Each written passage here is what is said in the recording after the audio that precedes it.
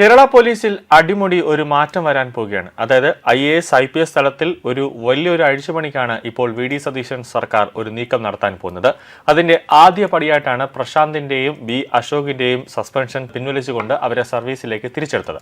നിലവിൽ ശക്തമായ ഉദ്യോഗസ്ഥരുടെ കയ്യിൽ ലോ ആൻഡ് ഓർഡർ ഏൽപ്പിക്കാനാണ് VD സതീശൻ ഇപ്പോൾ ആലോചിക്കുന്നത്. നിലവിൽ തിരുവനന്തപുരം കമ്മീഷണർ കാർത്തികിനെ മാറ്റി ഷൗക്കത്ത് അലിയെ കമ്മീഷണറാക്കാനുള്ള ഒരു സാധ്യതയാണ് ഇപ്പോൾ VD സതീശൻ നോക്കുന്നത്. അതായത് തലസ്ഥാനത്തെ ക്രമസമാധാന നില പൂർണ്ണമായി തങ്ങളുടെ കൺട്രോളിൽ നിർത്താൻ വിശ്വസ്തനായ ഒരു ഉദ്യോഗസ്ഥൻ വേണമെന്ന നിലപാടിലാണ് ഷൗക്കത്ത് അലിയെ നിയമിക്കുന്നത്.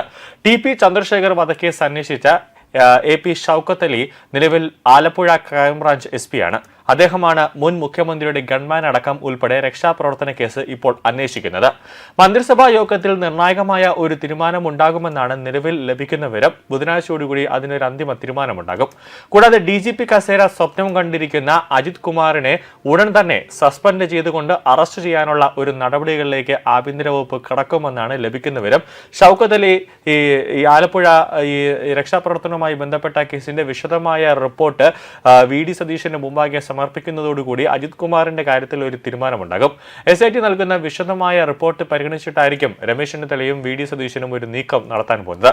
സ്വാഭാവികമായി വകുപ്പ് തല നടപടികൾ ഉണ്ടാകുമെന്ന കാര്യത്തിൽ യാതൊരു സംശയവുമില്ല. കാരണം ഔദ്യോഗിക പദവി ദുരുപയോഗം ചെയ്തുകൊണ്ടാണ് അജിത് കുമാർ പിണറായി വിജയന് നേരെ, അതായത് പിണറായി വിജയൻ സർക്കാരിന് അനുകൂലമായ റിപ്പോർട്ട് ഇറക്കിയത്. പിണറായി സർക്കാരിന്റെ കാലത്ത് വിശ്വസ്തനായിരുന്ന ഉദ്യോഗസ്ഥരെ ഒതുക്കി പിണറായിയുടെ കണ്ണിൽ കരടായി മാറിയവരെ സുപ്രധാന പദവിയിലേക്ക് കൊണ്ടുവന്ന നിർണായകമായ മാറ്റങ്ങൾക്കാണ് VD സതീശൻ സർക്കാർ ഇപ്പോൾ നീങ്ങുന്നത്.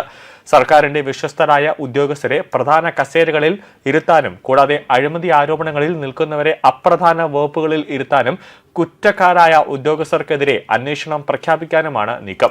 ക്രമസമാധാന ചുമതലയുള്ള ADGP ആയിരുന്ന MR അജിത് കുമാറിന് കനത്ത തിരിച്ചടി നൽകിക്കൊണ്ട് കമ്മീഷണർ പദവികളിലും DGP റാങ്കുകളിലും വൻ മാറ്റങ്ങൾ വരും ദിവസങ്ങളിൽ ഉണ്ടാകുമെന്നാണ് പുറത്തുവരുന്ന വിവരങ്ങൾ വ്യക്തമാക്കുന്നത്.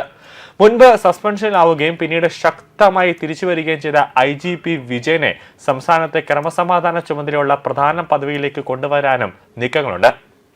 IGP വിജയൻ അന്ന് എലത്തൂരിൽ ട്രെയിനിൽ ഒരു അന്യസംസ്ഥാന തൊഴിലാളി അവിടെ തീവച്ച് നശിപ്പിച്ചപ്പോൾ, ആ ട്രെയിനകത്ത് പെട്രോളൊക്കെ ഒഴിച്ച് തീവച്ചപ്പോൾ അത് കേന്ദ്ര ആഭ്യന്തര മന്ത്രാലയത്തെയും അതോടൊപ്പം തന്നെ NIAയെയും P വിജയൻ നേരെ തന്നെ അത് റിപ്പോർട്ട് ചെയ്തു. അത് ഈ കേരള പോലീസിലെ ചില ഉദ്യോഗസ്ഥർക്ക് വലിയ രീതിയിലുള്ള ഒരു ദേഷ്യമുണ്ടായി. കാരണം കേരള പോലീസ് അന്വേഷിച്ച് തെളിയിക്കാമെന്ന് കരുതിയിരുന്ന കേസാണ്. പക്ഷേ പൊതുമേഖലാ സ്ഥാപനം, രാജ്യത്തിന്റെ ഏറ്റവും വലിയൊരു പൊതുമേഖലാ സ്ഥാപനത്തിൽ രാജ്യത്തെ നടക്കുന്ന ഒരു സംഭവം ഉണ്ടായപ്പോൾ P വിജയൻ ബന്ധപ്പെട്ട അധികാരികളെ റിപ്പോർട്ട് ചെയ്യേണ്ട ഒരു ചുമതല അദ്ദേഹം കൃത്യമായി ചെയ്തു. പക്ഷേ കേരള പോലീസിലെ കുറച്ച് ഉദ്യോഗസ്ഥർക്ക്, അജിത് കുമാറിനെ പോലെയുള്ള ചില ഉദ്യോഗസ്ഥർക്ക് അത് കല്ലുകടി ഉണ്ടായി. അങ്ങനെയാണ് P വിജയനെ അന്ന് സസ്പെൻഡ് ചെയ്തത്. പക്ഷേ അന്ന് കേസ് കോടതിയിലൊക്കെ പോയപ്പോഴും അനുകൂലമായ തരത്തിലുള്ള ഉത്തരവാണ് P വിജയന് നേരെ വന്നത്. അങ്ങനെയാണ് സസ്പെൻഷൻ പിൻവലിക്കാനുള്ള ഒരു നീക്കത്തിലേക്ക് അന്ന് കാര്യങ്ങൾ എത്തിയത്.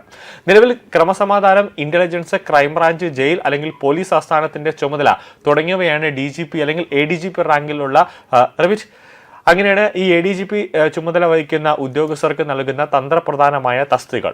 ഇതിൽ ക്രമസമാധാനവും ക്രൈംബ്രാഞ്ചും നിലവിൽ H വെങ്കടേഷാണ് വഹിക്കുന്നത്. വെങ്കടേഷിനെ മാറ്റി ആ തസ്തികയിലേക്ക് വിജയനെ നിയമിക്കാനാണ് ഇപ്പോൾ VD സതീശൻ ആലോചിക്കുന്നത്. P വിജയന് സുപ്രധാന പദവികൾ നൽകിയാൽ പിണറായി കാലത്ത് പോലീസിനുണ്ടായ ചീത്തപ്പേര് അത് മാറുമെന്നാണ് നിലവിൽ UDFന്റെ കണക്കുകൂട്ടൽ.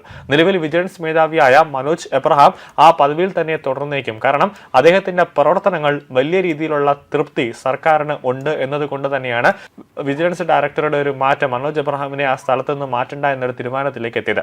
അതേസമയം പോലീസ് ആസ്ഥാനത്തെ ഇപ്പോഴത്തെ ചർച്ച DGP റാങ്കിൽ ആർക്ക് പ്രൊമോഷൻ കൊടുക്കും എന്നുള്ളതാണ്. കാരണം കേന്ദ്ര ഡെപ്യൂട്ടേഷൻ കഴിഞ്ഞ് മടങ്ങിയെത്തിയ DGP നിതിൻ അഗർവാൾ സർവീസിൽ നിന്നും രാജിവെക്കാൻ ഒരുങ്ങുന്നുവെന്നാണ് ലഭിക്കുന്ന വിവരം. അങ്ങനെയെങ്കിൽ ഒഴിഞ്ഞുകിടക്കുന്ന DGP പദവിയിലേക്ക് സീനിയോറിറ്റി അനുസരിച്ച് എത്തേണ്ടത് വിവാദ നായകനായ MR അജിത് കുമാറിനാണ്. എന്നാലും അജിത് കുമാറിന് DGP ആയിട്ട് പ്രൊമോഷൻ നൽകില്ല എന്നാണ് UDF സർക്കാർ ഇപ്പോൾ തീരുമാനിച്ചിരിക്കുന്നത്. അങ്ങനെ നൽകിയാൽ അത് പ്രതിപക്ഷത്തിന് ഒരു ആയുധമായി മാറുമെന്നതിൽ യാതൊരു സംശയവുമില്ല.